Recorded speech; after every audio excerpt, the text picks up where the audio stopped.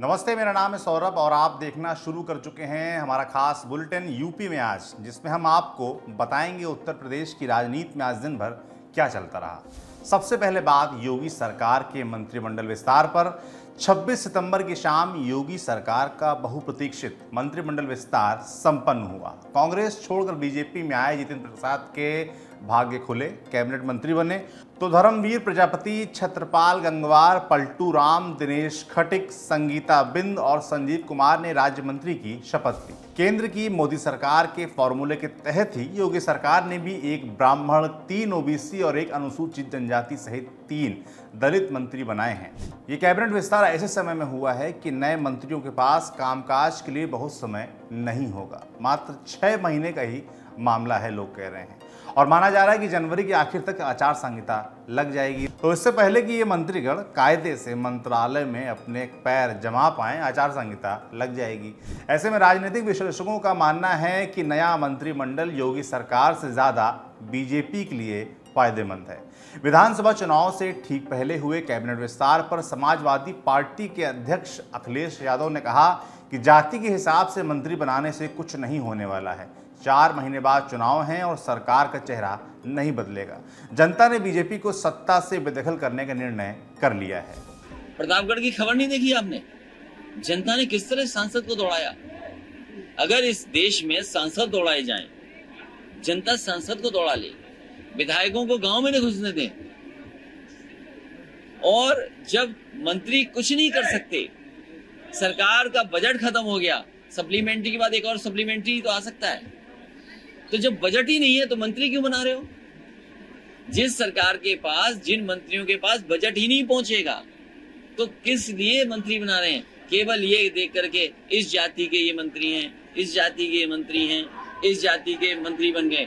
जाति के मंत्री बन जाने से लाभ नहीं होना है। जब तक जो उनकी मूल समस्याएं हैं, पिछड़े वर्ग के लोग चाहते हैं कि उनकी जाति जनगणना हो। क्या ये मंत्री बन जाने से जाति जनगणना हो जाएगी? बड़ी बड़ी प्राइवेट कंपनियां, जो बड़ी बड़ी सरकारी कंपनियां थी, वो प्राइवेट हुई जा रही हैं। क्या प्राइवेट कंपनियों में आरक्षण होगा? तो जनगणना ये कर नहीं सकते, आरक्षण दे नहीं रहे, नौकरियां है नहीं, रोजगार है नहीं, बड़े काम कर नहीं रहे, चीजें बेच रहे हैं, तो इससे क्या उम्मीद करोगे? और कहते दमदार सरकार है, दमदार सरकार है। हम इनसे जानना चाहते हैं, जो दुमदार हैं, जो खेत खाए जा रहे हैं, खेत बर्बाद कर दे रहे हैं, उन दुमदारों को कब हटाओगे? अरे दमदार लोग, दुमदार को तो हटाओ। देखिए, जितने भी क्षेत्रीय दल, जितने भी छोटे दल प्रदेश के हैं, उन सबको साथ लाने का काम समाजवादी पार्टी कर रही है।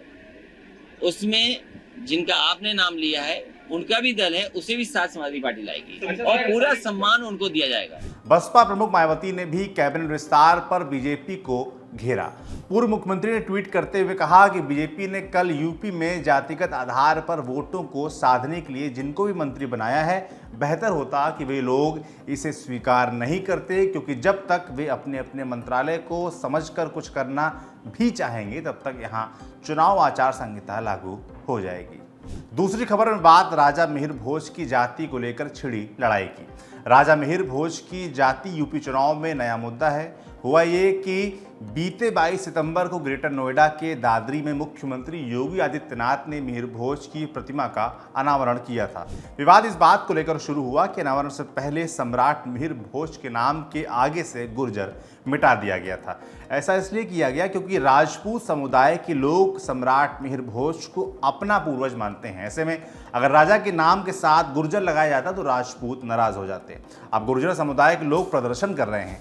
26 सितंबर को एक महापंचायत में फैसला लिया गया कि शिलापट हटाई जाएगी और प्रतिमा का फिर से अनावरण किया जाएगा। पूरे मामले को लेकर विपक्ष ने भी बीजेपी पर हमला बोला।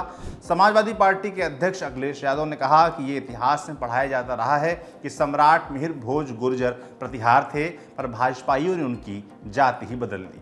बसपा प्रमुख मायावती ने कहा कि गुर्जर समाज के इतिहास के साथ ऐसी छेड़छाड़ करना अति निंदनीय है तथा सरकार इसके लिए माफ़ी मांगे व साथ ही प्रतिमा में शब्द को तुरंत जुड़वाया जाए। अगली सुर्खी बनाई हैदराबाद से सांसद और एआईएमआईएम के अध्यक्ष असदुद्दीन ओवैसी के बयान ने।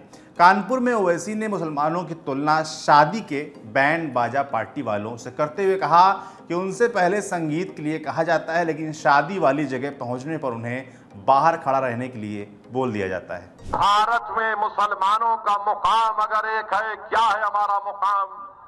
हमारा मुकाम एक बैंड बाजे की पार्टी की तरह होकर रह गया कि जब इलेक्शन आता है तो हमसे कहते हैं कि बैंड बजाओ, सेकुलरिज्म को बचाओ। और आपने देखा होगा कि शादी की बारात जब निकलती है दूल्हे के घर से तो दूल्हा घोड़े पर होता है और शाम में होते हैं बैंड बाजे वाले। और जब दूल्हा उस मुकाम पर पहुंच जाता है जहां पर उसकी शादी होना है तो बैंड बाजे वालों से कहा जाता है कि तुम इस मुकाम में अंदर दाखिल नहीं हो सकते। सपा बसपा पर निशाना साधते हुए ओवैसी ने कहा कि वोट सबने लिया, लेकिन मुसलमानों को नेतृत्व किसी ने भी नहीं दिया। ओवैसी ने कहा कि वो चाहे मुसलमानों के सबसे ज़्यादा वोट हासिल करने वाली समाजवादी पार्टी हो या फिर सामाजिक न्याय के लिए दलित मुस्लिम एकता की बात करने वाली बहुजन समाज पार्टी हो, किसी ने भी मुसलमानों को नेतृत्व नहीं दिया। इधर ओवैसी का बैंड बाजा बयान आया, उधर दूसरे दलों की ओर से पलटवार का जवाब भी आ गया। योगी सरकार में मंत्री मोहसिन रजा ने पूछा कि अगर मुस्लिम बैंड बाजा पार्टी हैं तो वे यहाँ दूल्हा बनने क्यों आए हैं? सच्चाई ये है कि बैंड तो असदुद्दीन ओवैसी का भी बजेगा उत्तर प्रदेश में, क्योंकि आप जिस नजरिए से आए हैं तो आप सब दिख रहा है, सबको दिख रहा है, सबको समझ में आ रहा है, क्योंकि करोड़ों करोड़ योजनाओं का लाभ देश के तमाम अल्पसंख्यक समाज के लोगों को मिल रहा है, अल्पसंख्यक का जो कल्याण हो रहा है। और उससे पहले सपा बसपा कांग्रेस इन्होंने छलने का काम किया पूरे देश के अंदर, और आज आप भी वही काम करने आए हैं। कहते हैं कि जब सरकार जनता की सुनने लगे तो समझ लेना चाहिए कि चुनाव आने वाला है। उत्तर प्रदेश के गन्ना किसान लंबे समय से गन्ना मूल्य बढ़ाने की मांग कर रहे थे, लेकिन ये मांग पूरी हुई तब जब चुनाव में मात्र 6 महीने से भी कम समय बचा है। किसान आंदोलन से पश्चिम यूपी में गड़बड़ाए समीकरण को साधने के लिए योगी सरकार ने दाम बढ़ाने का दांव चला तो इसे सरकारी धोखा बताया जाने लगा। लखनऊ में किसान सम्मेलन को संबोधित करते हुए योगी आदित्यनाथ ने गन्ना मूल्य बढ़ाने का ऐलान किया। उन्होंने कहा कि उनकी सरकार किसानों का भला चाहती है। अब तक गन्ने का समर्थन मूल्य 325 रुपए था और अब उनकी सरकार इसे बढ़ाकर 350 रुपए प्रति क्विंटल कर रही है। सरकार ने तय किया है गन्ना किसानों के गन्ना मूल्य का, हम अब गन्ना मूल्य में वृद्धि करने की निर्णय की ओर हम आगे बढ़ रहे हैं। सरकार ने तय किया है कि भाइयों बहनों, राज्य में अब तक जिस गन्ने का 325 प्रति क्विंटल दाम मिलता था, उस गन्ने का हम 350 रुपए गन्ना किसानों को भुगतान करेंगे। योगी सरकार के दाम बढ़ाने के ऐलान के बाद भी अभी यूपी के किसानों को हरियाणा, पंजाब के किसानों से कम दाम मिल रहा है। इसके अलावा किसान नेताओं का कहना है कि बीजेपी उतना मूल्य भी नहीं दे रही है जितने का वादा उसने घोषणा पत्र में किया था। भारतीय किसान यूनियन के प्रवक्ता राकेश टिकैत ने कहा कि 2017 के विधानसभा चुनाव से पहले बीजेपी ने अपने घोषणा पत्र में गन्ना मूल्य 370 रुपए प्रति क्विंटल करने का वादा किया था। ऐसे में केवल 25 रुपए क्विंटल की बढ़ोतरी किसानों के साथ क्रूर मजाक है। डॉलर में नहीं बढ़ाए, रुपए इंडियन करेंसी में बढ़ाए। घोषणा पत्र में कुछ और कहा था आज से 6 साल पहले, और बढ़ाया कुछ और। उसका हिसाब किताब दे दे पहले, जितना नुकसान हो रहा है।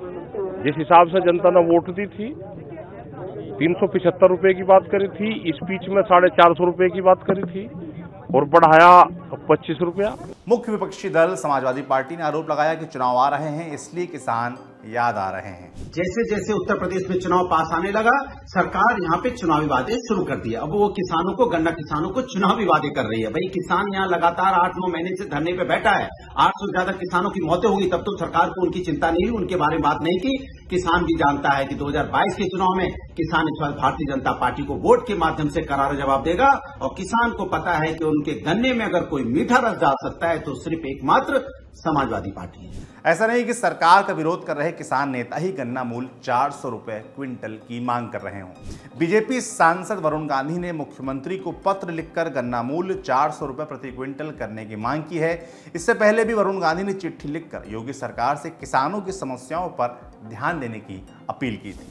आखिरी सुर्खी भी किसानों से ही जुड़ी है। केंद्र सरकार के 3 कृषि कानूनों के विरोध में संयुक्त किसान मोर्चा ने आज 27 सितंबर को भारत बंद का आह्वान किया था। संयुक्त किसान मोर्चा के मुताबिक 27 सितंबर को ही राष्ट्रपति ने किसान कानूनों को मंजूरी दी थी। साथ ही किसान आंदोलन के 10 महीने भी पूरे हो रहे हैं। आज दिन भर किसानों ने नए कृषि कानूनों के विरोध में जगह जगह विरोध प्रदर्शन किया। कई हाईवे ब्लॉक कर दिए तो कुछ इलाकों में दुकानें बंद रही। दिल्ली से सटे शहरों और पश्चिमी उत्तर प्रदेश में बंद का व्यापक असर देखने को मिला। इस बंद में 40 से अधिक कृषि संगठन शामिल हैं। सपा, बसपा, रालोद समेत कई राजनीतिक दलों ने भी बंद को समर्थन दिया। समाजवादी पार्टी के अध्यक्ष अखिलेश यादव ने ट्वीट करते हुए कहा, संयुक्त किसान मोर्चा के भारत बंद को सपा का पूर्ण समर्थन है। देश के अन्नदाता का मान न करने वाली दंभी भाजपा सत्ता में बने रहने का नैतिक अधिकार खो चुकी है।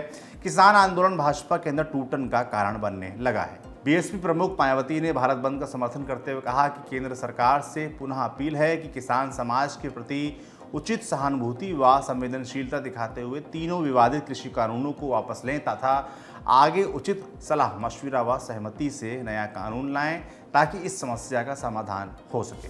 तो यूपी में आज के इस एपिसोड में इतना ही। कल फिर मिलेंगे, तब तक के लिए शुभ रात्रि, शुक्रिया। कौन से सवाल का जवाब है यूपी? कौन सी देनदारियों का हिसाब है यूपी? बवाल, कमाल या फिर संख्या का भोकाल है यूपी?